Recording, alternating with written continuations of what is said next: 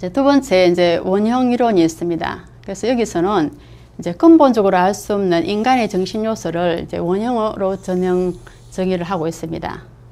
그래서 여기서 이제 원형적 요소가 문학에서 어떻게 다루어지는가에 대한 이제 관심을 이제 갖게 되고, 또 인간이 가지고 있는 심리적 원형은 전래동화와 이제 전래동화의 형식을 취해서 우리에게 집단 정신의 과정을 이해하는 데 단서를 제공하기도 한다라고 이제 이 이론에서는 이야기를 하고 있습니다. 그리고 이제 신화나 전설에서 이제 공통적으로 다뤄지는 내용을 통해서 인간 정신의 기본 유형을 이제 탐구하게 되는데, 여기서 특히 이제 전래동화의 내용은 특수한 문화를 반영하기보다는 인간 정신의 기본 유형을 명백히 나타낸다는 점에서 인간의 원형적인 요소와 관련성이 높다라고 이제 보고 있습니다. 그래서 이제 우리가 이제 원형 이론 하면 이제 뭐 융이라는 학자가 이제 나오는데, 융은 집단 무의식을 옛 이야기의 보편적 주제에서 찾고 있다고 했습니다. 이제 집단 무의식, 물론 이제 우리가 개인적인 무의식의 세계도 우리가 있지만, 집단적인 어떤 집단이 갖고 있는 그런 무의식의 세계들이 하나의 이야기의 주제에서도 우리가 찾을 수가 있다는 거예요. 그래서 이 이야기를 통해서 우리가 그 시대상을 엿볼 수도 있고, 이야기의 내용을 통해서 그 시대의 사람들이 어떤 생각과 어떤 사고를 가지고 있는지를 우리가 추론해낼 수 있다는 그런 뜻입니다.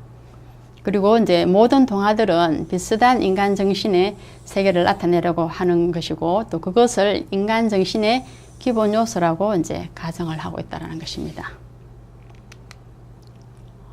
그리고 이제 융의 집단 무의식을 통한 원형 이론에 대한 연구의 관점은 이제 옛 이야기가 인간의 심층적인 요구와 밀접한 연관성을 지니고 있다는 가정에서 출발한다는 것, 그리고 이제 전래동화는 집단 무의식의 과정을 명백히 나타내주는 매체이고, 또 동화의 무의식을 연구하는 것은 우리가 갖고 있는 공통의 의식의 세계를 이해하는 데 이제 도움이 된다.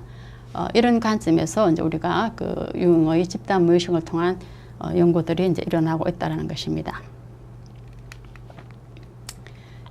집단 무의식, 공통 의식을 인간 정신의 이제 기본 원형이라고 이제 가정하고 보면, 이런 의식은 신화라든지 이제 전래동화, 전설 등을 통하여 중복해서 정해지고 있다라고 했습니다.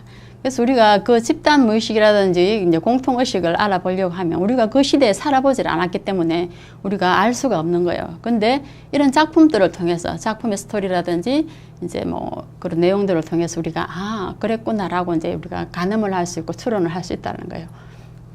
그리고 이제 원형 이론은 문학 교육에서 전래동화 등 전성 문학의 중요성 및 문학의 원형적 특성을 이해할 수 있도록 해준다는 점에서 중요한 이제 의미를 가지고 있다. 그래서 이 원형 이론이라는 것은 우리의 근본적인 의식 구조라든지 이제 그런 것들을 통틀어서 얘기를 하는데, 그런 것들을 우리가 이제 과거에 우리 조상들이 어떻게 살았고, 또 그때 사람들은 어떤 생각을 하고 있었는지 이제 그런 것들을 우리가 가늠할 수 있는 그런 측면에서 이 이론이 굉장히 도움을 많이 주고 있다라는 뜻입니다.